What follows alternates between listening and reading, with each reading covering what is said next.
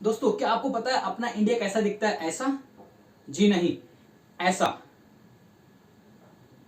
ये है दोस्तों अपना अंडमान एंड निकोबार द्वीप समूह, यानी अंडमान एंड निकोबार आइलैंड्स। ये अपना सिर्फ एक आइलैंड या अपना एक केंद्र शासित प्रदेश ही नहीं, ये अपना कोई आइलैंड या भारत का एक हिस्सा ही नहीं, बल्कि चाइना के खिलाफ अपना सबसे बड़ा टूल और सबसे बड़ा हथियार है। चाइना कितनी बड़ी सुपर पावर क्यों ना बन जाए, कितने ही उसके पास न्यूक्लियर वेपन क्यों ना, क्यों कितनी उसकी आर्मी या नेवी या एयरफोर्स कितनी मजबूत क्यों ना, जब तक अपने पास अंडमान एंड निकोबार द्वीप समूह है तब तक चाइना हमेशा हमसे डरता रहेगा।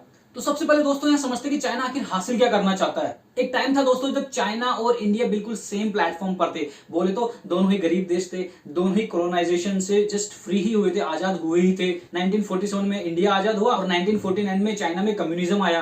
और इससे भी पहले जाए दोस्तों तो एक टाइम था जब बीजिंग दुनिया का सबसे अमीर शहर हुआ करता और इंडिया का हम्पी दुनिया का दूसरा सबसे अमीर शहर हुआ करता था। और अगर दोस्तों जीडीपी की बात करें तो 1950 में इंडिया की जीडीपी चाइना से कुछ ज्यादा ही थी।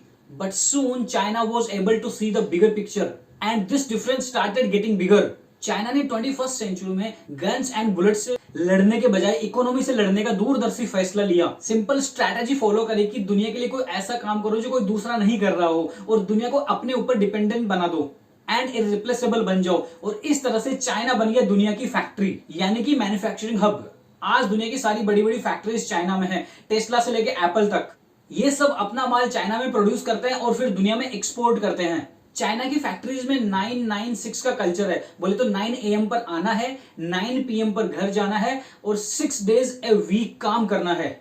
यहाँ पर कोई धार्मिक त्योहारों की ईद या दिवाली जैसी छुट्टियां नहीं होती है, या उनके भी कोई धार्मिक त्योहार होते हैं तो उनकी भी छुट्टियां नहीं होती है, क्योंकि China made in China 2025 strategy के तहत अपने आप को दुनिया का सबसे बड़ा मैन्युफैक्चरिंग हब बनाने में लगा हुआ और इसमें वो सफल भी हुआ है। तो अब बात आती है दोस्तों मेन मुद्दे वाली, जहां से पूरी कहानी घूमती है। चाइना अपने आप को मैन्युफैक्चरिंग हब बनाकर माल तो प्रोड्यूस कर रहा है, लेकिन दुनिया को माल भेजेगा कैसे, सप्लाई कैसे करेगा? डिमांड जो आ रही है उसकी सप्लाई जो करनी होती है, एक्सपोर्ट कहां से करेगा, सप्लाई कहां से करेगा दुनिया को? चाइना क्या करता है, इंडियन ओशियन से होते हुए यूरोप एंड अफ्रीका तक माल पहुंचाता है। इसके लिए चाइना अलग अलग देशों में जैसे पाकिस्तान, श्रीलंका, म्यांमार में इंफ्रास्ट्रक्चर प्रोजेक्ट शुरू करता है और वो गरीब देशों को लोन देता है, और ऐसा लोन जो वो भी चाइना खुद भी जानता है कि ये लोग वापस नहीं चुका पाएंगे।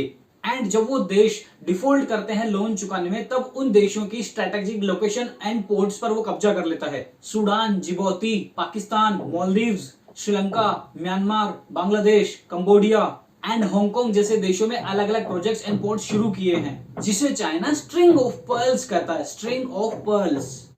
एंड चाइना इन्हें कंट्रोल करता है और इन्हीं अनमोल रत्नों के दम पर चाइना 21वीं सेंचुरी में इकोनॉमिक सुपर पावर बनने की कगार पर है। बस एक प्रॉब्लम है, द रिपब्लिक ऑफ इंडिया।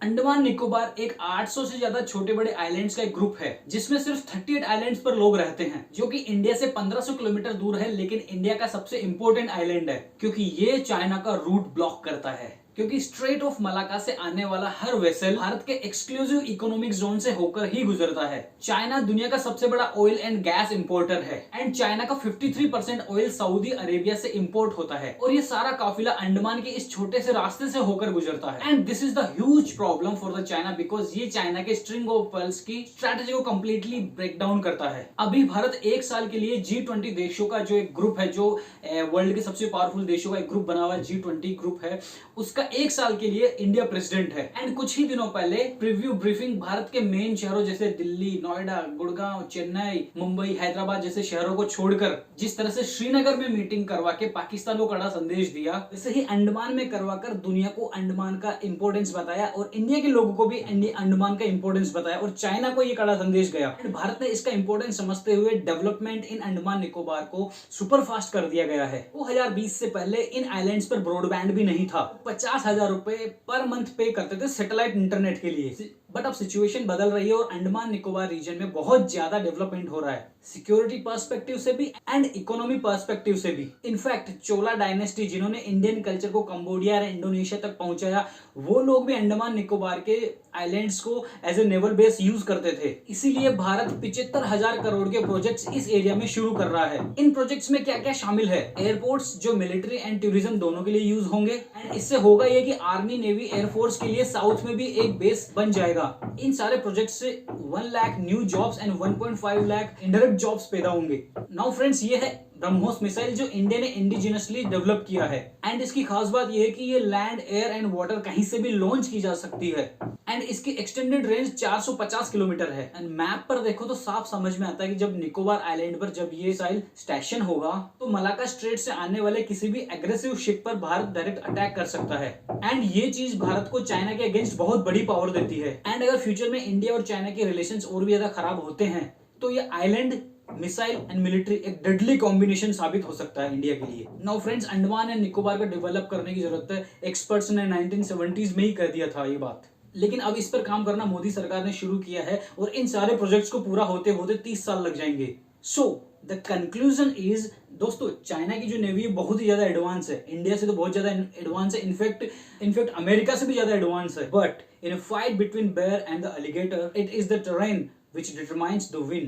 इसका मतलब ये है कि जियोग्राफिकल एडवांटेज ऐसी चीज है जिसको दुनिया की सबसे एडवांस टेक्नोलॉजी भी नहीं हरा सकती। तो जब तक दोस्तों अंडमान और निकोबार द्वीप अपने पास है तब तक चाइना की छाती पे सांप लौटते रहेंगे एंड इट विल कीप, ये चीज भारत को मजबूती प्रदान करती रहेगी। आई होप दोस्तों आपको ये इन्फॉर्मेशन अच्छी लगी तो प्लीज सब्सक्राइब कीजिए मेरा channel. Thank you very much.